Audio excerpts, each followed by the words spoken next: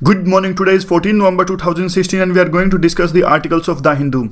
First important article of discussion is the deal which we have signed with the Japan. So let's first discuss this article. हमने क्या किया है ये देखिए, ये वाला आर्टिकल हम एक सेकेंड ये आ गया, ये वाला आर्टिकल हम डिस्कस करने जा रहे हैं। तो जापान के साथ हमने डील साइन करी है, ये इस आर्टिकल का कंटेक्स्ट है। तो सबसे पहले तो थोड़ा इसका बैकग्राउंड डिस्कस कर लेते हैं। देखिए, सबसे पहले तो आपको पता होगा 1945 में जापान पर न्यूक्लियर अटैक हुआ। किसने किया? यूएसए ने ये न्यूक्लियर अटैक किया था। ये एकमात्र एक ऐसा अटैक है जो वर्ल्ड में हुआ है, न्यूक्लियर अटैक किसी भी कंट्री पर, और जापान ने इसका दर्द झेला और बहुत ज़्यादा भारी तबाही न्यूक्लियर अटैक से जापान में हुई। उसके बाद में देखिए 1947 में हम आज़ाद हुए और 1947 के बाद में हमारा स्टैंड हमेशा से यह रहा है डिसआर्मामेंट मतलब दो रहा है हमारा स्टैंड एक तो रहा है न्यूक्लियर वेपन्स के खिलाफ में, यानी कोई भी इसका एक्सपेरिमेंट ना रखे, ओनली हैव्स और हैव नोट्स, यानी जिनके पास में है वो तो इसको डिसआर्म कर दें, वो तो इसको you can say that diffuse कर दें, और जो आगे से कोई भी इसे ले भी ना है। ये तो हमारा स्टैंड था देखिए हमेशा से, यानी हम दोनों के खिलाफ में थे न्यूक्लियर वेपन्स में। डिसआर्मामेंट यानी जो ऑलरेडी बना चुके हैं उसको कम करना। लेकिन चलते चलते 1947 से लेकर 1974 हार कर हमने एक न्यूक्लियर का एक्सपेरिमेंट किया न्यूक्लियर पावर बनने के लिए। वो सिर्फ एक एक्सपेरिमेंट था। उसके बाद में जैसे ही हमने एक्सपेरिमेंट किया तो उस टाइम तक 5 देशों ने बम बना चुका था, ये न्यूक्लियर बम। किन ने आपको पता ही होगा, जो P5 कंट्रीज़ हैं, यूएसए, यूके, फ्रांस और जो चाइना और रशिया, ये 5 उस टाइम तक न्यूक्लियर पावर्स थे। तो जैसे इंडिया ने 1974 में एक न्यूक्लियर का एक्सपेरिमेंट किया, यूएसए के दबाव से और यूएस के एफर्ट से एक नई ऑर्गेनाइजेशन बनाई गई जिसका नाम है न्यूक्लियर सप्लायर ग्रुप, जिसका मेंबर बनने के लिए आज इंडिया बहुत कोशिश कर रहा है। यह इसलिए थी कि कोई भी देश किसी दूसरे देश को, यानी जिनके पास में अभी न्यूक्लियर टेक्नोलॉजी या फिर न्यूक्लियर जो फ्यूल है वो किसी दूसरे ऐसे देश को ना दे जिन पर ये खतरा है, मतलब वो एक पाबंदी लगा दी, वो किसी दूसरे देश को देंगे ही नहीं। तो 44 मेंबर्स इसके एनएसजी के थे। इससे इंडिया को एक्सपेरिमेंट करने के लिए फ्यूल और इवन शांति से you can say that peaceful purposes के लिए न्यूक्लियर एनर्जी और न्यूक्लियर फ्यूल मिलना बहुत मुश्किल हो गया। तो उसके बाद चलते चलते क्या हुआ, 1975 से चले इंडिया को न्यूक्लियर फ्यूल और न्यूक्लियर टेक्नोलॉजी मिलकर मुश्किल हो गया। फिर 1996 में एक CTBT एक ट्रीटी आई साइन होने के लिए। CTBT ट्रीटी क्या थी? देखिए, CTBT ट्रीटी से एक और पहले ट्रीटी आई थी। यह ट्रीटी क्या कहती थी कि एटमॉस्फेयर में कोई भी, यानी वर्ल्ड के कोई भी एटमॉस्फेयर पे न्यूक्लियर एक्सपेरिमेंट नहीं कर सकता। तो उससे बढ़कर ये CTBT यह कहती थी कि आप न्यूक्लियर एटमॉस्फेयर छोड़िए, पाताल में भी, धरती, आकाश, पाताल, कहीं में भी न्यूक्लियर एक्सपेरिमेंट कोई नहीं कर सकता। यह सिर्फ प्रपोज की गई थी, अभी तक साइन नहीं की है। इसकी कंडीशन ये है कि जब तक 44 कंट्रीज जिनके पास में न्यूक्लियर जो स्टेटस है वो इसे साइन नहीं करेंगे, यह अमल में नहीं आएगी। अभी तक इस शायद ओल्ड डेटा हो सकता है, ये 36 कंट्रीज़ ने इसको साइन किया है। साइन और रेटिफाई दोनों अलग अलग चीज़ें हैं ये। और उसके बाद में ये 96 में आई थी। इसका भी विरोध किया इंडिया ने। इसका विरोध भी इसलिए किया क्योंकि ये डिस्क्रिमिनेटरी है। इसमें जिन्होंने, देखिए, अब CTBT क्यों इंडिया ने डिस्क्रिमिनेटरी कहा, अब इन्होंने क्या किया, धरती, आकाश, पाताल तीनों जगह पे न्यूक्लियर एक्सपेरिमेंट कोई नहीं कर सकता। लेकिन यूएसए और जो दूसरी कंट्रीज़ हैं जिनके पास में बहुत ज़बरदस्त टेक्नोलॉजी है, इन्होंने तो कंप्यूटर सिमुलेशन की टेक्नोलॉजी हासिल कर ली है, यानी कंप्यूटर से ये पता लगा सकते हैं कि जो न्यूक्लियर एक्सपेरिमेंट है सफल है क्या नहीं है। तो इंडिया के पास तो ये टेक्नोलॉजी है नहीं, तो इंडिया ने CTBT का विरोध किया 96 में।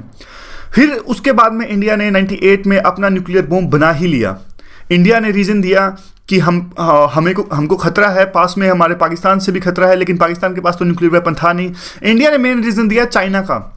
इंडिया ने कहा कि हमें चाइना से खतरा है, और यूएसए ने भी इसको एक्सेप्ट कर लिया। क्योंकि देखिए, एक्सेप्ट ऐसे नहीं किया, प्रैक्टिकली बताऊं तो यूएस ने सैंक्शंस लगाए थे, पूरे वर्ल्ड की कंट्रीज़ ने सैंक्शंस लगाए थे इंडिया के खिलाफ में। और इवन जापान तो सबसे आगे था। जापान सैंक्शंस लगाने में उसने काफ़ी हार्ड सैंक्शंस लगाए थे इंडिया पे, क्योंकि जापान के लिए तो न्यूक्लियर जो ये बॉम्ब है ये एक इमोशनल इशू है, इसीलिए। और देखिए बात क्या है, लेकिन इंडिया की इकोनॉमी उस टाइम पर बहुत तेजी से ग्रो कर रही थी 2000 के आसपास में। आपने देखा होगा आईटी सेक्टर हमारा बूम पर था, यूएस के साथ ट्रेड बढ़ रहा था, और इवन यूएस को हमारी जरूरत थी चाइना को काउंटर करने के लिए। तो जो सैंक्शंस यूएस ने 1998 में लगाए थे वो ज़्यादा दिनों तक चल नहीं पाए। 2000 के यानी 2 साल के बाद ही बिल क्लिंटन हमारे देश की विजिट पर आ गए। ये हमारे इकोनॉमी का क्लाउड कहिए या उस टाइम के सर्कमस्टांसिस कहिए, हमने बहुत ज़बरदस्त ढंग से ये सारे मूव्स कैलिब्रेट किए। और ये जो न्यूक्लियर की जो पूरी रणनीति है हमारी फॉरेन पॉलिसी की सबसे अच्छी रणनीतियों में से एक कही जा सकती है। उसके बाद क्या हुआ, देखिए सैंक्शन ज़्यादा दिनों तक चल नहीं पाए। 2005 में आपको पता होगा हमने 123 एग्रीमेंट साइन किया यूएस के साथ में। इसके तहत यूएस से जो एनएसजी में यानी न्यूक्लियर सप्लायर ग्रुप में, अब ध्यान देने वाली बात देखिएगा, इंटरेस्टिंग बात है, ये बहुत ज़्यादा इंटरेस्टिंग बात है। यूएस लाया एनएसजी को 1974 के अंदर, यहां हमने पढ़ा इंडिया को रोकने के लिए कि इंडिया एक न्यूक्लियर पावर ना बन जाए। यह यूएस ने किया था 1974 के अंदर, 5 के अंदर। अब देखिए वही यूएस 2005 में एनएसजी से हमारे लिए एग्जाम्पशन मांग रहा है। वो कह रहा है कि आप इंडिया के लिए ये एनएसजी की जो रिस्ट्रिक्शन है इसको छोड़ दीजिए। अब देखिए कितना बड़ा चेंज है इंडिया के लिए। वो यूएस जो कि 1975 में हमें न्यूक्लियर पावर बनने से रोक रहा था, वही यूएस 2005 में हमारे लिए एग्जाम्पशन मांगता है। यह हमारे लिए बहुत बड़ी अचीवमेंट है। आज वही जापान जिसने 1998 में हमारे खिलाफ जबरदस्त सैंक्शंस लगाए थे, वही जापान आज हमारे साथ न्यूक्लियर डील साइन कर रहा है। यह होती है इकोनॉमी की पावर। आज हमारी इकोनॉमी बढ़ रही है। यह होती है geographical power, geo strategic power. China को काउंटर करने के लिए इंडिया और जापान एक साथ आ रहे हैं। तो यह अब आगे देखते हैं इस आर्टिकल के बारे में। ये तो थोड़ा बैकग्राउंड था। अब देखते हैं ये डील इंपॉर्टेंट क्यों है। एक डील तो साफ साफ इसीलिए इंपॉर्टेंट है कि एनएसजी में जो हमारी दावेदारी, देखिए आज एनएसजी से पहले हमारे खिलाफ ही आई थी और आज उस एनएसजी में हम दावेदारी मांग रहे हैं। वो बात अलग है, चाइना इसमें अड़ंगा डाल रहा है। चाइना और कुछ कंट्रीज भी प्रोसीजरल की बात पर अड़कर हमें इस बार नहीं दिया गया था। साउथ कोरिया में इसका समिट हुआ था और इसमें हमें इसकी मेंबरशिप नहीं मिली थी। और यह एग्रीमेंट क्यों इंपॉर्टेंट है, देखिए जो यूएस के साथ में हमने एग्रीमेंट साइन किया था, 123 एग्रीमेंट साइन किया था, उसके तहत यूएस ने न्यूक्लियर पावर प्लांट्स हमारे देश में लगाने थे। लेकिन अब दिक्कत यह है, जो यूएस की कंपनीज हमारे देश में पावर प्लांट लगाने वाली हैं, उनके आधे से ज़्यादा इक्विपमेंट्स और जो रॉ मटेरियल हैं वो तो आते हैं जापान से। तो अगर जापान इंडिया को एग्जाम्पशन नहीं देगा, अगर जापान की इंडिया के साथ न्यूक्लियर डील साइन नहीं है, तो जो यूएस की डील हुई थी इंडिया के साथ में, वो पेपर्स पर तो है लेकिन प्रैक्टिकली वो अधूरी रह जाती है। एक रीज़न ये भी है क्योंकि देखिए जो यूएस और फ्रांस की कंपनीज हैं आज के टाइम में, यूएस एंड फ्रांस की जो कंपनीज हैं न्यूक्लियर कंपनीज, इनका आधे से ज़्यादा जो कंपनीज का जो प्रमोटर्स हैं, यानी you can say that contribution मान लीजिए, हिस्सा मान लीजिए, यानी जो यूएस और फ्रांस की न्यूक्लियर कंपनीज हैं उनके आधे से ज़्यादा हिस्सा तो जापान की कंपनीज का है। तो इसलिए भी एक मेजर इशू है ये, और ये फ़ायदेमंद साबित होगा और एक हमारी न्यूक्लियर एनर्जी के लिए बहुत महत्वपूर्ण साबित होने वाला है। देखिए इंडिया ने पेरिस में भी, आपने देखा होगा, पेरिस में भी काफ़ी तरह की कमिटमेंट्स करी हैं और हमारी 30% 40% इतना हम फॉसिल फ्यूल से हटकर दूसरे रिन्यूएबल बेस्ड बनाना चाहते हैं। तो ये न्यूक्लियर पावर उसके लिए बहुत इंपॉर्टेंट है। और ये तो हमने पॉइंट डिस्कस कर लिया, होल्डिंग्स हैं जो इनकी जापान की, यूएस एंड फ्रेंच कंपनीज में। और देखिए उसके बाद ये भी तो इंपॉर्टेंट है ना, जापान पहला यानी इंडिया पहला एक देश है जिसके साथ में जापान ने इस तरह की एक न्यूक्लियर डील साइन करी है। तो देखिए आप इंपॉर्टेंस देखिए जापान की इंडिया के साथ रिलेशंस की कितनी भारी इंपॉर्टेंस है। India is the first country with whom Japan has signed any kind of this nuclear deal. Otherwise Japan is very strict regarding the nuclear deal because they are very emotional. उसके बाद में क्या है, इससे हमारा track record भी देखिए एक तरह से सेंटिफाई होता है। हमने क्या किया, हमने 98 में न्यूक्लियर बॉम्ब बनाया, 98 में हमने न्यूक्लियर बॉम्ब बनाया, लेकिन हमने खुद से ही मोराटोरियम रख लिया। देखिए हम कितने, हमारी सॉफ्ट पावर देखिए, गाय जैसे देश हैं हम, मतलब इसको आप वैसे रिलीजियस तौर पर मान लीजिए, सिर्फ एग्जांपल देने के लिए, कितने शरीफ देश हैं हम। दूसरे देश क्या करते हैं, स्ट्रिक्ट होते हैं। जब पाकिस्तान देखिए सीधा न्यूक्लियर बॉम्ब की धमकी देता है। हमने क्या किया, हमने 98 में न्यूक्लियर बॉम्ब बना लिया और उसके बाद तो हमने मोराटोरियम ही रख दिया अपने आप ही। हमने कहा कि नहीं, हम और कोई बॉम्ब नहीं टेस्ट करेंगे, हम किसी दूसरे देश के जिनके पास न्यूक्लियर बॉम्ब नहीं है नहीं बनाएंगे, उनके खिलाफ न्यूक्लियर बॉम्ब नहीं फोड़ेंगे। इस तरह की हमने काफ़ी अच्छी अच्छी बातें कही, even after having the nuclear bomb. So इस तरह से ये हमारा रिकॉर्ड है, हमारा बहुत अच्छा रिकॉर्ड है न्यूक्लियर बॉम्ब का जो है ये पूरा रेजीम है, ये भी सेंक्टिफाई हो जाता है कि जापान जैसा देश आज हमारे साथ डील साइन कर रहा है। और साफ साफ हमारा रिलेशंस जो हमने अभी डिस्कस किया इसके लिए भी महत्वपूर्ण है, रिलेशंस विद द जापान। तो चैलेंजेस क्या क्या हैं? देखिए चैलेंजेस एक साफ साफ एक तो ये है कि अभी जापान की पार्लियामेंट को ये साइन करना है, still it is to be approved by the Japanese parliament.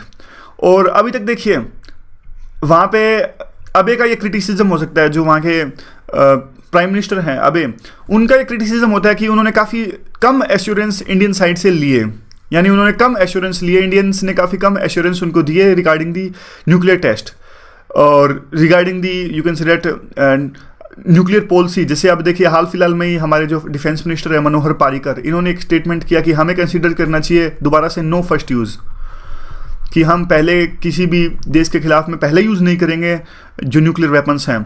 और इवन हमने ये भी कहा है कि जिस देश के पास में न्यूक्लियर वेपन्स नहीं है उनके खिलाफ तो हम कभी भी नहीं फोड़ेंगे।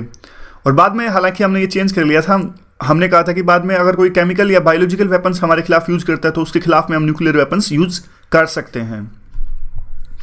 तो देखिए इंडिया में भी देख लीजिए, इंडिया में भी मोदी का क्रिटिसिज्म हो सकता है कि आपने बहुत एक नोट दे दिया, उस नोट के तहत तो ऐसा लिखा गया उस नोट में कि अगर कल को इंडिया कोई भी न्यूक्लियर टेस्ट करता है तो इमीडिएटली वो हमारा जो ये रेजीम है ये सस्पेंड हो जाएगा, न्यूक्लियर डील सस्पेंड हो जाएगा। तो हमारे देश में भी क्रिटिसिज्म हो सकता है कि मोदी ने आपने काफ़ी कुछ ज़्यादा ही एश्योरेंस दे दिए। तो देखिए ये तो होता ही है। सजेशंस क्या हैं? सजेशन साफ साफ तो ये है कि अब एक जो इनके वहाँ के प्राइम मिनिस्टर जल्द से जल्द इस डील को वहाँ की पार्लियामेंट से साइन करवाना चाहिए। क्यों? क्योंकि देखिए जून 2017 में वेस्टिंग हाउस जो एक न्यूक्लियर कंपनी है आंध्र प्रदेश में 6 न्यूक्लियर वेपन्स वो इस्टेब्लिश करने वाली है, तो उसके लिए ये बहुत महत्वपूर्ण है। तो इसलिए वो जल्द से जल्द इस डील को अपनी पार्लियामेंट में साइन करवाएं। तो ये पूरा आर्टिकल था। अब अगला आर्टिकल डिस्कस कर लेते हैं। कंटेक्स्ट क्या है? कंटेक्स्ट ये है कि इस बार मानसून अच्छा हुआ है तो एग्रीकल्चर में डेफिनेटली हमारी परफॉर्मेंस अच्छी होगी। तो इवेल्युएट कर लेते हैं इकोनॉमी को। रंगाराजन है जो इस पूरा आर्टिकल जिन्होंने लिखा है वो हमारी इकोनॉमी को फिलहाल के कंटेक्स्ट में इवेल्युएट कर रहे हैं। देखिए जो इसमें काफ़ी सारा डेटा दिया हुआ है, डेटा तो इतना इंपॉर्टेंट हो सकता है नहीं है, लेकिन किन क्राइटेरियाज पे ये इवेल्युएट कर रहे हैं वो हमें पता होना चाहिए। कल को कोई क्वेश्चन आता है मेंस में तो एटलीस्ट हमें पता होना चाहिए कि किन किन क्राइटेरियाज पे इवेल्युएट किया जा सकता है, तो हम भी अपना आंसर उन क्राइटेरियाज से इंटरलिंक कर सकते हैं। तो 2 क्वेश्चन सबसे पहले उभरते हैं जब इवेल्युएट करते हैं। तो कौन कौन से वो 2 क्वेश्चन हैं? क्या एक तो सबसे बड़ा क्वेश्चन है क्या हमारी इकोनॉमी रिवाइव कर रही है अभी, क्या हम रिवाइवल पाथ पर हैं? और दूसरा क्वेश्चन यह है कि जो हमारी इकोनॉमी फास्टेस्ट ग्रोइंग इकोनॉमी बन रही है क्या उसकी फाउंडेशन, क्या उसकी नींव रखी जा चुकी है या नहीं। तो देखिए इस बात को, दोनों क्वेश्चंस को इवैल्यूएट करने के लिए कन्फ्लिक्टिंग डेटा है। अब ये एग्जांपल भी देते हैं कि इसका डेटा कितना है, इसकी डेटा कितना है, तो ये हमें इंपॉर्टेंट नहीं है हमारे लिए। तो देखिए बस आप इसको जनरलाइज कीजिए, जब भी इकोनॉमी को इवैल्यूएट करते हैं तो हमारे देश में डेटा की प्रॉब्लम होती है। Various agencies publishes various data and this is of big problem on which data we should evaluate the performance of economy. अब देखिए नेशनल इनकम डेटा है वो एक अलग तरह का डेटा पेश कर रहा है, आईआईपी है वो एक अलग तरह का डेटा पेश कर रहा है। आईआईपी यानी इंडेक्स ऑफ इंडस्ट्रियल प्रोडक्शन, ये इंपॉर्टेंट है, ये प्री के लिए बहुत इंपॉर्टेंट है और 2015 में भी इसका क्वेश्चन आया था, तो काफ़ी इंपॉर्टेंट है इसका, आप हमेशा याद रखिए। 2015 में इससे पूछेगा कौन से किस, देखिए 8 कोर इंडस्ट्रीज़ हैं इसके अंदर में, आईआईपी के अंदर में, तो उनके नाम भी इंपॉर्टेंट हैं। और ये भी पूछा था कि उस 8 कोर इंडस्ट्रीज़ में सबसे ज़्यादा जो वेटेज है वो किसकी है, ये इलेक्ट्रिसिटी की है, तो ये प्री के लिए बहुत ज़्यादा इंपॉर्टेंट है। तो हम 8 कोर इंडस्ट्रीज़ भी देख लेते हैं कौन कौन सी हैं। ये थोड़ी पिक्चर साफ नहीं होगी। और देखिए कोल है, क्रूड ऑयल है, नेचुरल गैस है, रिफाइनरी है, और ये स्टील है, सीमेंट है, इलेक्ट्रिसिटी है, ये सारी 8 इंडस्ट्रीज़ हैं, आप इसको याद कर लीजिए। और उसके बाद में अगर देखिए आईआईपी को मान भी लिए तो हम, तो भी देखिए सीएसओ है जो जो ये पब्लिश करता है सारा डेटा, जो सेंट्रल गवर्नमेंट का स्टैटिस्टिक्स मिनिस्ट्री का एक डिपार्टमेंट है, CSSO और NSSO। तो देखिए ये तो IIP के डाटा को सिर्फ कम ही यूज़ करता है, स्मॉल सेगमेंट के लिए यूज़ करता है। अगर देखिए IIP के डेटा को हम सही भी माने तो भी CSSO इसको तो यूज़ ही नहीं करता आजकल। 75% जो ये डेटा का यूज़ करता है वो तो कॉर्पोरेट सेगमेंट्स का यूज़ करता है। तो अब देखिए इस साल मानसून अच्छा है, इस साल मानसून अच्छा है तो एग्रीकल्चर जो है सप्लाई साइड से तो अच्छा रहेगा, इसमें तो कोई भी डाउट नहीं। हमारी जो आजकल इकोनॉमी आपने देखा होगा बारिश पे, रेन पे डिपेंडेंट हो गई है बहुत ज़्यादा। नॉर्थ इंडिया देख लीजिए या फिर साउथ इंडिया। साउथ इंडिया में मानसून कम है तो कावेरी रिवर पर विवाद उठा। नॉर्थ इंडिया में अगर मानसून कम होता है तो ड्रोट की सिचुएशन पैदा हो जाती है।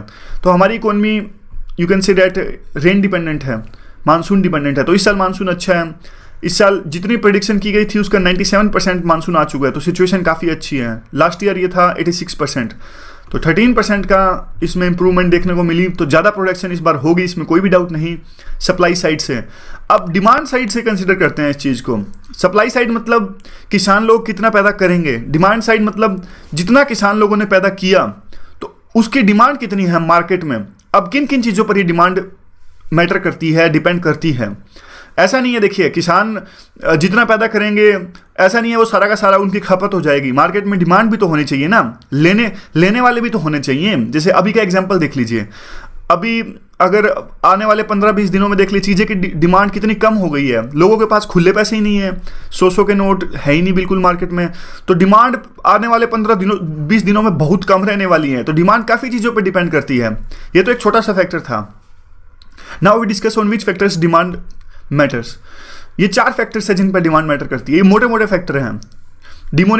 वैसे डिमोनिटाइजेशन भी एक इंपॉर्टेंट फैक्टर हो सकता है, लेकिन वो तो देखिए इमरजेंसी मूव है। इस तरह के तो और भी कोई फैक्टर हो सकता है, वार हो जाए या फिर कुछ भी हो जाए, लेकिन सिर्फ ये बड़े बड़े इंपॉर्टेंट फैक्टर्स हैं।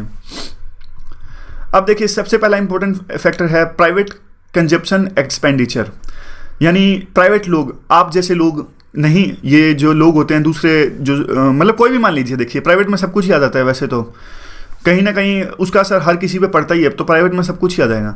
तो प्राइवेट कंजप्शन एक्सपेंडिचर तो देखिए बढ़ा है। क्यों बढ़ा है? 7th पे कमीशन लागू हुआ। 7th पे कमीशन लागू हुआ तो 20% तनख्वाह बढ़ जाएगी। अब देखिए सिर्फ गवर्नमेंट एम्प्लॉयज़ पर इसका फर्क नहीं पड़ेगा। गवर्नमेंट एम्प्लॉयज़ की तनख्वाह बढ़ेगी, वो भी तो ज़्यादा खर्च पड़ेंगे, वो ज़्यादा खर्च करेंगे, वो दुकानदार से चीज़ें लेके आएंगे, तो दुकानदार से चीज़ें लेके आएंगे तो दुकानदार को ज़्यादा फायदा होगा, वो सर्विसेज ज़्यादा लेंगे, वो ज़्यादा खर्च करेंगे, PVR में मूवी देखेंगे, तो एक लेवल के बाद सबका फायदा होगा। यानी 7th पे कमीशन में सबकी जो प्राइवेट एक्सपेंडिचर है वो बढ़ेगा। तो देखिए अब दूसरी बड़ी बात ये निकलती है। दूसरा है expenditure demand, external demand, sorry. External demand में क्या है? बाहर की डिमांड, यानी बाहर के देशों में कितनी डिमांड है, कुछ इस तरह का है ये। इसमें आगे वाले अगली स्लाइड में इसको डिस्कस करेंगे। तीसरा जो है पब्लिक इन्वेस्टमेंट। तो पब्लिक इन्वेस्टमेंट यानी सरकार कितना इन्वेस्ट कर रही है। सरकार देखिए जून तक तो 52% सरकार ने अभी तक इन्वेस्ट कर दिया है और 46% का इसका हाई है। और देखिए जो मेजर सरकार की इन्वेस्टमेंट डिपेंड करती है वो डिपेंड करती है पब्लिक सेक्टर एंटरप्राइजेस पर, लेकिन इसमें अभी कोई अच्छी खासी न्यूज़ देखने को नहीं मिल रही है। तो इसमें कोई खास कह नहीं सकते हम पब्लिक इन्वेस्टमेंट में, मतलब ठीक है, ऐसी बात नहीं है। प्राइवेट इन्वेस्टमेंट देख लीजिए आप। प्राइवेट इन्वेस्टमेंट ये 4 फैक्टर्स पे डिपेंड करता है। एक्सटर्नल डिमांड, जो ये डिमांड सप्लाई किस पे? प्राइवेट एक्सपेंडिचर पे, दूसरा एक्सटर्नल डिमांड, तीसरा पब्लिक इन्वेस्टमेंट, चौथा है प्राइवेट इन्वेस्टमेंट। तो 3 हमने डिस्कस कर लिए, ये अगली स्लाइड में डिस्कस करेंगे। एक्सटर्नल डिमांड अब ये चौथा है। ये है कि देखिए इसकी बहुत इंपॉर्टेंस बढ़ी है पिछले कुछ दिनों से और पिछले कुछ सालों से। प्राइवेट इन्वेस्टमेंट की जो 1/3 है टोटल ग्रोस कैपिटल फॉर्मेशन का, 1/3 तो अभी यहीं से आता है प्राइवेट इन्वेस्टमेंट, यानी कॉर्पोरेट कितना इन्वेस्ट करते हैं। तो अब देखिए कॉर्पोरेट इन्वेस्टमेंट के बारे में, इसको मेजर कैसे करते हैं हम? कॉर्पोरेट इन्वेस्टमेंट को कितना मेजर करते हैं कि मतलब कितनी इन्वेस्टमेंट प्राइवेट हुई है। तो यह तो ऐसे मेजर करते हैं हम कि अभी फिलहाल के करंट ईयर में तो देखिए जितनी इन्वेस्टमेंट होगी वो पिछले उनसे होगी जो पिछले 2-3 सालों में प्रोजेक्ट चलाए हैं। यानी अगर हमें कॉर्पोरेट इन्वेस्टमेंट मेजर करनी है तो हमें कैसे पता लगेगा? हमें वैसे पता लगेगा कि पिछले 2-3 सालों में कितने प्रोजेक्ट्स चलाए हैं। और देखिए अभी तो इसमें स्लो डाउन है। स्लो डाउन क्यों है? क्योंकि नए प्रोजेक्ट्स नहीं आ रहे हैं। उसके बहुत सारे रीजंस हैं। आए पूछे तो कोई कह दे तो फंड्स की प्रॉब्लम है, लैंड एक्विजिशन है, स्किल्स की प्रॉब्लम है। ये सारे जो बेसिक रीजन हम हर बार लिखते हैं। और चौथा पॉइंट जो हम एक्सटर्नल डिमांड का हमने कहा था अगली स्लाइड में डिस्कस करेंगे वो है, वो देखिए ये है वर्ल्ड की इकोनॉमी तो फिलहाल स्लो चल रही है। 2008 के रिसेशन के बाद से ही अभी तक इतना पूर्णतया उठ ही नहीं पाई है, वो अभी तक स्लो ही चल रही है। तो स्पाइक्स देखने को मिलती है लेकिन वो स्लो ही कह सकते हैं आप उसे। वर्ल्ड ट्रेड है वो भी स्लो कर रहा है। डेटा दिया है, डेटा इंपॉर्टेंट नहीं है क्योंकि याद तो रहेगा नहीं, और छोटा मोटा डेटा है, मतलब इंपॉर्टेंट भी नहीं है। और एक्सपोर्ट्स भी डिक्लाइन हो रहा है। देखिए इंडिया का एक्सपोर्ट्स डिक्लाइन हो रहा है।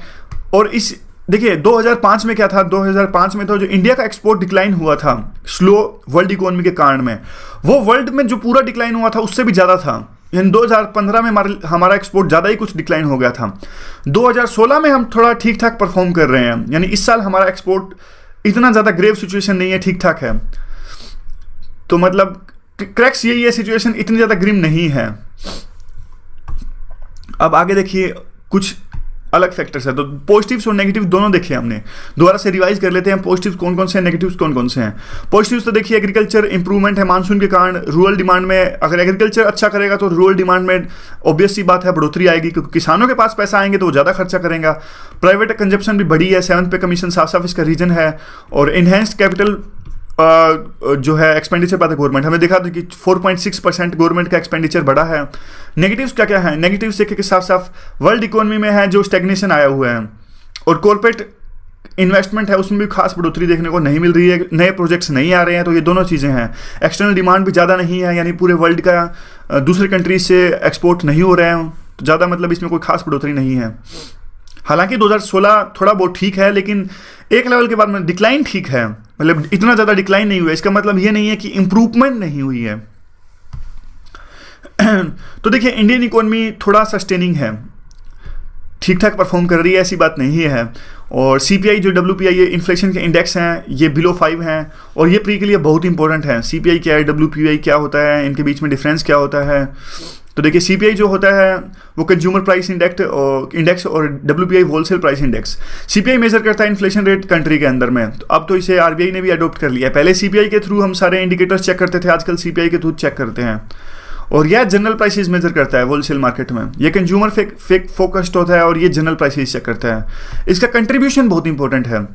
CPI जो होता है वो ज़्यादा ये फूड वगैरह चीज़ों पे, यानी जो कंज्यूमर हमारे जैसे लोग जिस पर खर्चा करते हैं वो उसमें इन चीज़ों का कंट्रीब्यूशन ज़्यादा होता है। यानी फ्यूल भी हमारे जैसे लोग खर्च करते हैं, ये सारी लोग हाउसिंग, क्लोथिंग, ये मेनली इंडस्ट्री सेक्टर पे इनका फोकस ज़्यादा होता है। WPI पे मैन्युफैक्चरिंग प्रोडक्ट्स पर जैसे देखिए 65%, प्राइमरी पर इतना। तो मेनली तो इनके बीच में जो डिफरेंस है वो कंट्रीब्यूशन का ही है कि वेटेज क्या है, किस फैक्टर की कितनी वेटेज है। यहाँ पे फूड की ज़्यादा वेटेज है, यहाँ पे मैन्युफैक्चरिंग प्रोडक्ट्स की ज़्यादा वेटेज है। तो अब दोबारा इस पे आते हैं, हमारी इकोनॉमी क्यों सस्टेनिंग है। पहला फैक्टर था CPI और WPI अच्छे से परफॉर्म कर रहे हैं, दोनों बिलो 5 हैं। एग्रीकल्चर ठीक है, और एग्रीकल्चर ठीक होने के कारण में मानसून ठीक था, इसलिए जो फूड प्राइसेस हैं वो भी महंगाई नहीं है इनमें। और फिस्कल पिक्चर है, यानी फिस्कल डेफिसिट जैसी चीज़ें हैं वो भी ठीक ठाक परफॉर्म कर रही हैं। लेकिन बैंकिंग स्ट्रेस है, हमने पिछले कुछ दिनों में देखा कि NPS जो हैं वो बढ़ते जा रहे हैं। NPS बढ़ते जा रहे हैं, तो ये भी एक रीज़न है। और मतलब एक ग्रीम सिचुएशन है, अच्छा फैक्टर नहीं है, नेगेटिव फैक्टर है। NPA अगर बढ़ते हैं तो देखिए वो इंडस्ट्रीज़ को लोन नहीं देंगे। अगर वो इंडस्ट्रीज़ को लोन नहीं देंगे तो वो इंडस्ट्रीज़ नए प्रोजेक्ट्स नहीं स्टार्ट करेंगी। वो हमने जो पहले डिस्कस किया था, यानी प्राइवेट इन्वेस्टमेंट नहीं होएगी। प्राइवेट इन्वेस्टमेंट नहीं होएगी तो हमारी इकोनॉमी के लिए धक्का है, नया हमारी GDP नहीं बढ़ेगी, जॉब्स नहीं आएंगी। तो ये है। फोर्थ क्या है, हमारी इकोनॉमी इसलिए अच्छी खासी परफॉर्म कर रही है क्योंकि हमने रिफॉर्म्स लाए हैं। अभी पिछले कुछ दिनों में देखिए इंश्योरेंस एक्ट है, उसमें रिफॉर्म किया गया। अब FDI ज़्यादा आएगी इंश्योरेंस में। बैंकरप्सी कोड आया। बैंकरप्सी कोड यानी जो कंपनीज हैं वो बैंकरप्ट हो जाती हैं तो उनके साथ कैसे डील किया जाए, इसमें हमने एक लॉ लाया और कानून लाया और अच्छी गाइडलाइंस इसमें है। GST अभी पास हो गया है। तो ये सारी चीज़ें हैं जो हमारी इकोनॉमी के लिए अच्छी हैं। तो ये पूरा आर्टिकल यहाँ पर ख़त्म हो जाता है। तो देखिए अब कौन कौन से अभी तक आर्टिकल हमने डिस्कस कर लिए। देखिए ये आर्टिकल था वो हमने डिस्कस किया, न्यूक्लियर डील के बारे में था। ये पंजाब के पॉलिटिशियन के बारे में है और इम्पोर्टेंट आर्टिकल नहीं है। कैसे पंजाब के लोग रिज़ाइन किया, जो शत्रुंजय हमने लिंक का जजमेंट आया था सुप्रीम कोर्ट का, कैसे वो अभी रिएक्ट कर रहे हैं उसके बारे में तो नॉट इम्पोर्टेंट। ये जो आर्टिकल है ये रंगाराजन का अभी का आर्टिकल जो हमने डिस्कस किया पूरा का पूरा इकोनॉमी का आर्टिकल था। पूरा आर्टिकल हमने इसको इवेल्युएट किया। अब देखिए अगले आर्टिकल्स। यह आर्टिकल तो द हिंदू का इंटरनल आर्ग्यूमेंट है, क्यों न्यूज़ कैसे पब्लिश करी, जर्नलिज्म के बारे में जो इनका होता है। ये डेमोक्रेट्स का आर्टिकल है, क्यों ट्रंप की हार जीत हुई उसका रिएक्शन। तो दूसरे देशों की इंटरनल पॉलिटिक्स में हम इतना ज़्यादा नहीं पूछेंगे। देखिए यूपीएससी इंडिया की इंटरनल पॉलिटिक्स के बारे में नहीं पूछता कभी, पार्टीबाजी के बारे में कभी आपने देखा है? रेयरली कोई एक आधा क्वेश्चन भी नहीं आया। तो वो यूएस की पॉलिटिक्स के बारे में क्यों पूछेगा अगला लेकिन दिक्कत यह है कि अगला आर्टिकल भी पॉलिटिक्स के बारे में है, पंजाब की पॉलिटिक्स के बारे में। तो आज सारे आर्टिकल्स ऐसे ही हैं। फिर मैंने इंडियन एक्सप्रेस देखा, इंडियन एक्सप्रेस में भी कुछ खास आर्टिकल्स हैं ही नहीं, सारा वही आर्टिकल्स हैं जो डिस्कस किए हुए आर्टिकल्स हैं। यानी एनडीटीवी के बारे में आज इंडियन एक्सप्रेस में आर्टिकल है, जापान से न्यूक्लियर डील के बारे में आर्टिकल है, एक नेहरू का आर्टिकल था, सोचा ये अच्छा आर्टिकल होगा, ये डिस्कस करने लायक होगा, लेकिन अंदर से वो आर्टिकल कुछ ज़्यादा अच्छा लगा नहीं। तो दोबारा से यही आर्टिकल हम डिस्कस करेंगे पंजाब इलेक्शन का, और लेकिन इस आर्टिकल को ऐसे डिस्कस करेंगे कि पंजाब की पॉलिटिक्स में ना जाते हुए हम इसको इलेक्टोरल इश्यूज के बारे में डिस्कस करेंगे, ताकि कल को कोई इलेक्टोरल रिफॉर्म्स का क्वेश्चन आए तो हम पॉइंट्स लिख सकें। तो यह आर्टिकल है पंजाब इलेक्शन का। देखिए अगले साल पंजाब में 2017 में इलेक्शन होने वाले हैं, तो कुछ इश्यूज हैं, कुछ चल रहे हैं, कुछ इस आर्टिकल से हम सीख सकते हैं और उसको इलेक्टोरल इश्यूज में जब भी आए इंटरलिंकिंग कर सकते हैं। तो कौन कौन से देखिए इश्यूज हैं। एक तो ये पूरा का पूरा इलेक्शन जो है पर्सनैलिटी बेस्ड इलेक्शन हो गया है। पंजाब में लोग क्या कर रहे हैं, अरविंद केजरीवाल वहाँ जाते हैं, वो कहते हैं अगर मैं सत्ता में आया तो विक्रमजीत सिंह मजीठिया यानी जो रूलिंग पार्टी के हैं उनको जेल में भेज दूंगा। पंजाब वाले ये कह रहे हैं कि हम इनकी जांच करवाएंगे, वो कह रहे हैं अमरिंदर सिंह की जांच कराएंगे जो कांग्रेस के हैं। मतलब कहने का मतलब आप पार्टीज पे छोड़िए, इनके नाम छोड़िए, क्योंकि देखिए हर तरह के पूरा इंडिया है तो हर एक के किसी के नाम नहीं याद किए जा सकते, और ना ही वो इंपॉर्टेंट है, ना ही वो पूछे जाते हैं। तो बस याद ये कीजिए आप कि आजकल जो इलेक्शंस हैं वो पर्सनैलिटी बेस्ड इलेक्शन और यू कैन से दैट जो प्रतिशोध और रिवेंज लेने वाले इलेक्शंस होते जा रहे हैं, रिवेंज लेने के मुद्दे पर इलेक्शन लड़े जाते हैं। यानी मैं सत्ता में आया तो इसको जेल में भेज दूंगा। मायावती कहती है अगर मैं सत्ता में आई तो अखिलेश यादव की पॉलिसीज की जाँच करवाऊंगी। तो यह गलत है, ऐसा नहीं होना चाहिए। तो जेल में भाई आप जुडिशरी जज थोड़ी हो कि आप जेल में भेज दोगे। अरविंद केजरीवाल कहता है कि अगर मैं सत्ता में आया तो इसको जेल में भेज दूंगा। अरविंद केजरीवाल थोड़ी जज हैं, ये फैसला तो जुडिशरी करेगी कि किसको जेल में जाना है किसको नहीं जाना। पूरी इन्वेस्टिगेशन होनी चाहिए इस चीज़ की। दूसरा है इशू यहाँ पर फॉल्स प्रोमिसेस का, झूठे वादे जो इनके बारे में किए जा रहे हैं कि हम सत्ता में आए तो लोन माफ़ कर देंगे और हर एक फैमिली को एक जॉब दी जाएगी, सरकारी जॉब। क्या आप देखिए इस तरह की चीज़ें पॉसिबल है? हर एक बंदे को क्या सरकारी जॉब दी जा सकती है? हमारे जैसे लोग तो यूपीएससी की जॉब मांग लेंगे और उसके बाद देखिए तुच्छ मुद्दों पर ये इलेक्शन लड़ा जा रहा है, छोटे मोटे इश्यू कोई खास इंपॉर्टेंट नहीं है, बस पब्लिसिटी के लिए। तो ये सारे इश्यूज हैं। मतलब अगर ऐसा कोई क्वेश्चन आए कि इलेक्टोरल इश्यूज पर is there is any decline in the standards on which the elections are fought these days, मतलब आजकल क्या उन मुद्दों में गिरावट है जिन पर इलेक्शन लड़ा जाता है। तो ये सारे मुद्दे इंपॉर्टेंट हैं। रिफॉर्म लाए जाएँ तो उसमें भी हम कह सकते हैं कि ये जो मॉडल कंडक्ट लागू होती है उसमें यह भी सेक्शन ऐड किया जाए कि कौन से मुद्दों पर इलेक्शन लड़ा जाता है कि उसको लोग पीपल सेंटिमेंट्स को एक्सप्लॉइट ना करें। अब देखिए जो मैनिफेस्टोज हैं वो तो आजकल मैन्यूफेस्टोज हो गए हैं। मेन्यू होता है मैनिफेस्टोज, लेकिन ये तो सबके लिए सभी सेक्शंस के लिए एक मेन्यू होता जा रहा है। सभी पार्टी सभी सेक्शन के लिए एक अपना अपना मैनिफेस्टो देते हैं। वुमेन के लिए अलग मैनिफेस्टो, दलित के लिए अलग मैनिफेस्टो और फार्मर्स के लिए अलग मैनिफेस्टो। तो एक ये मैन्यूफेस्टो हो जाता है, यानी सभी ग्रुप्स को रिझाने की कोशिश होती है पॉलिटिकल पार्टीज के द्वारा। तो अभी देख लीजिए अगला जो इंपॉर्टेंट इशू है क्रेडिबिलिटी क्राइसिस। क्रेडिबिलिटी क्राइसिस क्यों? क्योंकि देखिए आज ज़्यादा से ज़्यादा पार्टीज यानी सारी पार्टीज में एक होड़ मची है। किस चीज़ की ये होड़ है? ज़्यादा से ज़्यादा सिंगर्स को, गायकार को, कॉमेडियंस को और जर्नलिस्ट को, इवन ह्यूमन राइट्स एक्टिविस्ट को अपनी पार्टी में शामिल किया जाए। क्यों? क्योंकि देखिए इससे ज़्यादा क्रेडिबिलिटी आएगी, हमारी पार्टी ज़्यादा अच्छी लगेगी। आप देखिए हर पार्टी में, आप आम आदमी पार्टी में देख लीजिए, सारे के सारे इवन वहाँ के जो कन्वेनर है गुरमीत, भगवंत मान, ये सारे कॉमेडियन है और ये होड़ मची है सभी पार्टीज़ में। तो एक क्रेडिबिलिटी क्राइसिस है, तो ये भी एक इशू है। दूसरा, पहले देखिए ये जो थे सेलिब्रिटी लोग, इनका यूज होता था सिर्फ क्राउड खींचने के लिए यानी भीड़ जमा करने के लिए। आजकल तो ये खुद से ही पॉलिटिशियन बन गए हैं। तो ये भी एक you can say that issue हो सकता है, लिख सकते हैं। इसके फ़ायदे नुकसान दोनों हैं। देखिए फ़ायदे नुकसान तो ये दोनों हैं, ऐसे हैं कि अच्छी चीज़ है कि सेलिब्रिटी लोग, जिम्मेदार लोग पॉलिटिक्स में आ रहे हैं। दूसरी चीज़ ये है कि अपनी लोकप्रियता का यूज करना पॉलिटिकल फ़ायदे के लिए है। और कई लोग देखिए जैसे अमिताभ बच्चन भी अपनी लोकप्रियता का यूज कर चुने गए थे इलाहाबाद से 1984 में, धर्मेंद्र भी चुने गए थे बीकानेर से। तो आप देख लिए इन्होंने एक लेवल के बाद में ये तंग आ गए, इन्होंने अगला इलेक्शन ही नहीं लड़ा, इनको पॉलिटिक्स अच्छी ही नहीं लगी। तो अब देखिए कोई भी ऐसा पॉलिटिशियन जो चुना जाता है बाद में ये मुंबई में एक्टिंग करने वापस आ जाता है, यानी पूरा एक बार आप चुने गए, एमएलए बन गए, लेकिन उसके बाद में आप 5 साल तक मुंबई में दिख रहे हो, शोज कर रहे हो, तो ये पॉलिटिक्स के लिए खतरा है। तो ऐसे लोग ज़्यादा चुने जाने चाहिए जो ज़्यादा टाइम, ज़्यादा से ज़्यादा समय जनता की सेवा के लिए दे सकें। तो अगला इंपॉर्टेंट देखिए, यूज ऑफ स्ट्रेटेजिस्ट। तो यह यूज ऑफ स्ट्रेटेजिस्ट बढ़ता जा रहा है इन इलेक्शन में।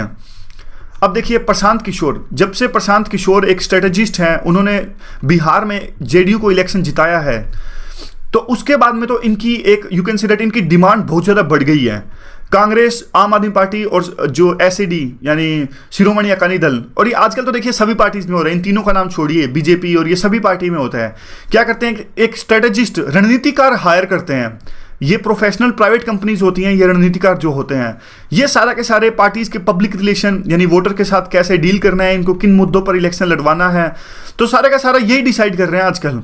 तो इसका नुकसान क्या हो रहा है, पॉलिटिकल पार्टीज तो देखिए इनकी आइडियोलॉजी तो कुछ रह ही नहीं गई, यानी सब कुछ यही डिसाइड करेंगे, ये प्राइवेट कंपनीज डिसाइड करेंगे कि किन मुद्दों पर इलेक्शन लड़ना है, अब क्या करना है, वैसे क्या करना है, तो आइडियोलॉजी का क्या यूज है, फिर सब कुछ डिसाइड ही ये करेंगे। अब देखिए कांग्रेस में प्रशांत किशोर, ये यूपी में प्रशांत किशोर कांग्रेस के लिए काम कर रहा है, राहुल गांधी के लिए काम कर रहा है। अब प्रशांत किशोर ही सब कुछ ये डिसाइड कर रहा है कि अब राहुल गांधी को क्या करना है, कहाँ यात्रा चलानी है, किन मुद्दों पर बोलना है, वो फार्मर्स पर ज़्यादा बोल रहे हैं। तो अब देखिए कांग्रेस क्या कर रही है, कांग्रेस की अपनी आइडियोलॉजी कहाँ गई। तो यह सारा का सारा इश्यूज हैं जो हमने डिस्कस किए। तो हाँ इंपॉर्टेंट इश्यू है, वैसे तो देखिए पॉलिटिक्स का आर्टिकल है, लेकिन ये 5-6 जो इश्यूज थे काफ़ी इंपॉर्टेंट इश्यूज हैं, भूलिएगा मत आप इसको। और एक लास्ट में जाते जाते देखिए, पहले भी आपसे मैंने रिक्वेस्ट की थी, जो ये ओनली IAS वेबसाइट है, इस पर आप सब्सक्राइब कर लीजिए प्लीज़। आप वेबसाइट खोलेंगे तो साइड में देखिए राइट साइड में एक जो है ये टैब है, बार है, इसमें आप सब्सक्राइब कर लीजिए। क्यों? क्योंकि देखिए जो ये स्लाइड्स हैं, आने वाले टाइम में प्लानिंग ये है, अभी तो जैसे टाइम की शॉर्टेज है, आने वाले कुछ दिनों में प्लानिंग ये है कि ये नोट्स हैं जो, जैसे ये हमने आज जो सब कुछ डिस्कस किया, उसको वर्ड्स की यानी टेक्स्ट की फॉर्म में आपको नोट्स अवेलेबल कराए जा सकें। तो इसका फ़ायदा ये होगा कि ये सारे के सारे आप आसानी से रिवाइज कर सकते हैं बाद में। लेकिन पहले मैंने आपसे रिक्वेस्ट करी थी, तो जिन लोगों ने सब्सक्राइब किया उनको थैंक्स, लेकिन सभी लोगों ने सब्सक्राइब नहीं किया। जब तक सभी लोग सब्सक्राइब नहीं करेंगे तो पता कैसे लगेगा कितने लोगों को इसकी आवश्यकता है, ताकि इस पर काम किया जा सके। अगर ज़्यादा लोगों को इसकी जरूरत ही नहीं है नोट्स को लेने की, तो फिर डेफिनेटली कोई मतलब मनता नहीं है ऐसे काम करने का, कुछ प्लानिंग करने का। तो आपसे रिक्वेस्ट है कि आप सब्सक्राइब कर लीजिए please. So thanks very much for discussion. इनकी टेक्नोलॉजी हासिल कर लिया है, यानी कंप्यूटर से ये पता लगा सकते हैं कि जो न्यूक्लियर एक्सपेरिमेंट है सफल है क्या नहीं है। तो इंडिया के पास तो ये टेक्नोलॉजी है नहीं, तो इंडिया ने CTBT का विरोध किया 1960 में। फिर उसके बाद में इंडिया ने 98 में अपना न्यूक्लियर बॉम्ब बना ही लिया। इंडिया ने रीज़न दिया कि हमको खतरा है, पास में हमारे पाकिस्तान से भी खतरा है, लेकिन पाकिस्तान के पास तो न्यूक्लियर वेपन था नहीं। इंडिया ने मेन रीज़न दिया चाइना का। इंडिया ने कहा कि हमें चाइना से खतरा है, और यूएस ने भी इसको एक्सेप्ट कर लिया। क्योंकि देखिए एक्सेप्ट ऐसे नहीं किया, प्रैक्टिकली बताऊं तो यूएस ने सैंक्शंस लगाए थे, पूरे वर्ल्ड की कंट्रीज़ ने सैंक्शंस लगाए थे इंडिया के खिलाफ में, और इवन जापान तो सबसे आगे था। जापान सैंक्शंस लगाने में उसने काफ़ी हार्ड सैंक्शंस लगाए थे इंडिया पे, क्योंकि जापान के लिए तो न्यूक्लियर जो ये बॉम्ब है ये एक इमोशनल इशू है, इसीलिए। और देखिए बात क्या है, लेकिन इंडिया की इकोनॉमी उस टाइम पर बहुत तेज़ी से ग्रो कर रही थी 2000 के आसपास में। आपने देखा होगा IT सेक्टर हमारा बूम पर था, यूएस के साथ ट्रेड बढ़ रहा था, और इवन यूएस को हमारी ज़रूरत थी चाइना को काउंटर करने के लिए। तो जो सैंक्शंस यूएस ने 1998 में लगाए थे वो ज़्यादा दिनों तक चल नहीं पाए। 2000 के यानी 2 साल के बाद ही बिल क्लिंटन हमारे देश की विजिट पर आ गए। ये हमारे इकोनॉमी का क्लाउड कहिए या उस टाइम के सर्कमस्टांसिस कहिए, हमने बहुत ज़बरदस्त ढंग से ये सारे मूव्स कैलिब्रेट किए। और ये जो न्यूक्लियर की जो पूरी रणनीति है हमारी फॉरेन पॉलिसी की सबसे अच्छी रणनीतियों में से एक कही जा सकती है। उसके बाद क्या हुआ, देखिए सैंक्शन ज़्यादा दिनों तक चल नहीं पाए। 2005 में आपको पता होगा हमने 123 एग्रीमेंट साइन किया यूएस के साथ में। इसके तहत यूएस से जो NSG में यानी न्यूक्लियर सप्लायर ग्रुप में, अब ध्यान देने वाली बात देखिएगा, इंटरेस्टिंग बात है ये, बहुत ज़्यादा इंटरेस्टिंग बात है। यूएस लाया NSG को 1974 के अंदर, यहाँ हमने पढ़ा, इंडिया को रोकने के लिए कि इंडिया एक न्यूक्लियर पावर ना बन जाए। यह यूएस ने किया था 19। Good morning, today is 14 November 2016 and we are going to discuss the articles of The Hindu. First important article of discussion is the deal which we have signed with the Japan. So let's first discuss this article. हमने क्या किया है ये देखिए, ये वाला article हम एक सेकेंड ये आ गया। ये वाला आर्टिकल हम डिस्कस करने जा रहे हैं। तो जापान के साथ हमने डील साइन करी है, ये इस आर्टिकल का कंटेक्स्ट है। तो सबसे पहले तो थोड़ा इसका बैकग्राउंड डिस्कस कर लेते हैं। देखिए, सबसे पहले तो आपको पता होगा 1945 में जापान पर न्यूक्लियर अटैक हुआ। किसने किया? यूएसए ने ये न्यूक्लियर अटैक किया था। ये एकमात्र एक ऐसा अटैक है जो वर्ल्ड में हुआ है, न्यूक्लियर अटैक किसी भी कंट्री पर, और जापान ने इसका दर्द झेला और बहुत ज़्यादा भारी तबाही न्यूक्लियर अटैक से जापान में हुई।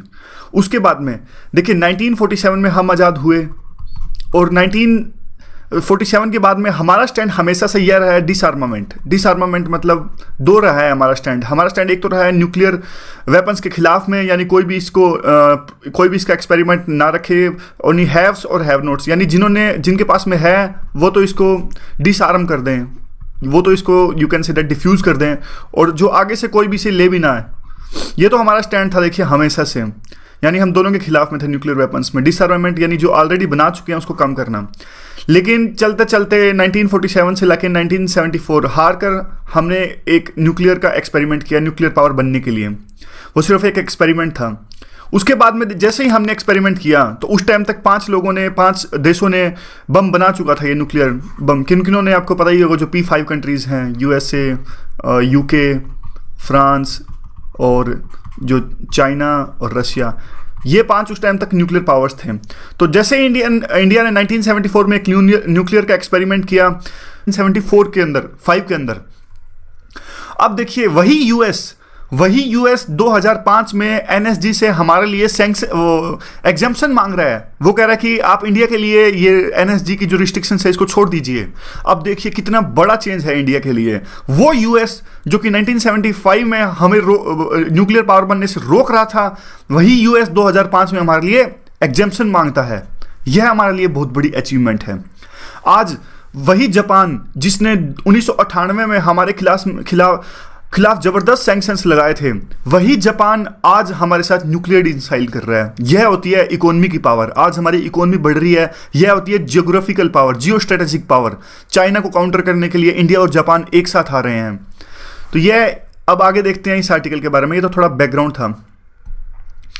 अब देखते हैं ये डील इंपॉर्टेंट क्यों है। एक डील तो साफ साफ इसीलिए इंपॉर्टेंट है कि एनएसजी में जो हमारी दावेदारी, देखिए आज एनएसजी से पहले हमारे खिलाफ ही आई थी और आज उस एनएसजी में हम दावेदारी मांग रहे हैं।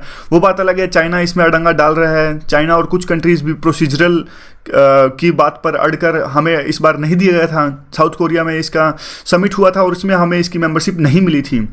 और यह एग्रीमेंट क्यों इंपॉर्टेंट है? देखिए, जो यूएस के साथ में हमने एग्रीमेंट साइन किया था, 123 एग्रीमेंट साइन किया था, उसके तहत यूएस ने न्यूक्लियर पावर प्लांट्स हमारे देश में लगाने थे।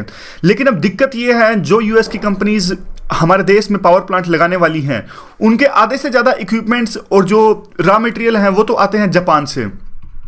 तो अगर जापान इंडिया को एग्जाम्पशन नहीं देगा, अगर जापान की इंडिया के साथ न्यूक्लियर डील साइन नहीं है, तो जो यूएस की डील हुई थी इंडिया के साथ में, वो पेपर्स पर तो है लेकिन प्रैक्टिकली वो अधूरी रह जाती है। एक रीज़न ये भी है क्योंकि देखिए, जो यूएस और फ्रेंच की कंपनीज हैं आज के टाइम में, यूएसए के दबाव से और यूएस के एफर्ट से एक नई ऑर्गेनाइजेशन बनाई गई जिसका नाम है न्यूक्लियर सप्लायर ग्रुप, जिसका मेंबर बनने के लिए आज इंडिया बहुत कोशिश कर रहा है। यह किस लिए थी? यह इसलिए थी कि कोई भी देश किसी दूसरे देश को, यानी जिनके पास में अभी न्यूक्लियर टेक्नोलॉजी या फिर न्यूक्लियर जो फ्यूल है, वो किसी दूसरे ऐसे देश को ना दे जिन पर ये खतरा है। मतलब वो एक पाबंदी लगा दी, वो किसी दूसरे देश को देंगे ही नहीं। तो 44 मेंबर्स इसके एनएसजी के थे। इससे इंडिया को एक्सपेरिमेंट करने के लिए फ्यूल और इवन शांति से, you can say that peaceful purposes के लिए न्यूक्लियर एनर्जी और न्यूक्लियर फ्यूल मिलना बहुत मुश्किल हो गया। तो उसके बाद चलते चलते क्या हुआ, 1975 से चले इंडिया को न्यूक्लियर फ्यूल और न्यूक्लियर टेक्नोलॉजी मिलकर मुश्किल हो गया। फिर 1996 में एक सीटीबीटी ट्रीटी आई साइन होने के लिए। सीटीबीटी ट्रीटी क्या थी? देखिए, सीटीबीटी ट्रीटी से एक और पहले ट्रीटी आई थी। यह ट्रीटी क्या कहती थी कि एटमॉस्फेयर में कोई भी, यानी वर्ल्ड के कोई भी एटमॉस्फेयर पे न्यूक्लियर एक्सपेरिमेंट नहीं कर सकता। तो उससे बढ़कर ये सीटीबीटी यह कहती थी कि आप न्यूक्लियर एटमॉस्फेयर छोड़िए, पाताल में भी, धरती, आकाश, पाताल, कहीं में भी न्यूक्लियर एक्सपेरिमेंट कोई नहीं कर सकता। यह सिर्फ प्रपोज की गई थी, अभी तक साइन नहीं की है। इसकी कंडीशन ये है कि जब तक 44 कंट्रीज जिनके पास में न्यूक्लियर जो स्टेटस है वो इसे साइन नहीं करेंगे, यह अमल में नहीं आएगी। अभी तक इस शायद शायद ओल्ड डेटा हो सकता है, ये 36 कंट्रीज़ ने इसको साइन किया है, साइन और रेटिफाई दोनों अलग अलग चीज़ें हैं ये। और उसके बाद में ये 96 में आई थी, इसका भी विरोध किया इंडिया ने। इसका विरोध भी इसलिए किया क्योंकि ये डिस्क्रिमिनेटरी है। इसमें जिन्होंने देखिए, अब CTBT क्यों इंडिया ने डिस्क्रिमिनेटरी कहा, अब इन्होंने क्या किया, धरती आकाश पाताल तीनों जगह पे न्यूक्लियर एक्सपेरिमेंट कोई नहीं कर सकता, लेकिन USA और जो दूसरी कंट्रीज हैं जिनके पास में बहुत ज़बरदस्त टेक्नोलॉजी है, इन्होंने तो कंप्यूटर सिमुलेशन एंड फ्रांस की जो कंपनीज हैं न्यूक्लियर कंपनीज, इनका आधे से ज़्यादा जो कंपनीज का जो प्रमोटर्स हैं, यानी you can say that contribution मान लीजिए, हिस्सा मान लीजिए, यानी जो US और फ्रांस की न्यूक्लियर कंपनीज हैं उनके आधे से ज़्यादा हिस्सा तो जापान की कंपनीज का है। तो इसलिए भी एक मेजर इशू है ये, और ये फ़ायदेमंद साबित होगा, और एक हमारी न्यूक्लियर एनर्जी के लिए बहुत महत्वपूर्ण साबित होने वाला है। देखिए, इंडिया ने पेरिस में भी, आपने देखा होगा, पेरिस में भी काफ़ी तरह की कमिटमेंट्स करी हैं, और हमारी 30% 40% इतना हम फॉसिल फ्यूल से हटकर दूसरे रिन्यूएबल बेस्ड बनाना चाहते हैं। तो ये न्यूक्लियर पावर उसके लिए बहुत इंपॉर्टेंट है। और ये तो हमने पॉइंट डिस्कस कर लिया, होल्डिंग्स हैं जो इनकी जापान की US एंड फ्रेंच कंपनीज में। और देखिए, उसके बाद ये भी तो इम्पोर्टेंट है ना, जापान पहला, यानी इंडिया पहला एक देश है जिसके साथ में जापान ने इस तरह की एक न्यूक्लियर डील साइन करी है। तो देखिए, आप इंपॉर्टेंस देखिए जापान की इंडिया के साथ रिलेशंस की कितनी भारी इंपॉर्टेंस है। India is the first country with whom Japan has signed any kind of this nuclear deal. Otherwise Japan is very strict regarding the nuclear deal because they are very emotional. उसके बाद में क्या है, इससे हमारा track record भी देखिए एक तरह से सेंक्टिफाई होता है। हमने क्या किया, हमने 98 में न्यूक्लियर बॉम्ब बनाया, 98 में हमने न्यूक्लियर बॉम्ब बनाया, लेकिन हमने खुद से ही मोराटोरियम रख लिया। देखिए हम कितने, हमारी सॉफ्ट पावर देखिए, गाय जैसे देश हैं हम, मतलब इसको आप वैसे रिलीजियस तौर पर मान लीजिए, सिर्फ एग्जांपल देने के लिए, कितने शरीफ देश हैं हम। दूसरे देश क्या करते हैं, स्ट्रिक्ट होते हैं। जब पाकिस्तान देखिए सीधा न्यूक्लियर बॉम्ब की धमकी देता है, हमने क्या किया, हमने 98 में न्यूक्लियर बॉम्ब बना लिया, और उसके बाद तो हमने मोराटोरियम ही रख दिया अपने आप ही। हमने कहा कि नहीं, हम और कोई बॉम्ब नहीं टेस्ट करेंगे, हम किसी दूसरे देश के जिनके पास न्यूक्लियर बॉम्ब नहीं है नहीं बनाएंगे, उनके खिलाफ न्यूक्लियर बॉम्ब नहीं फोड़ेंगे।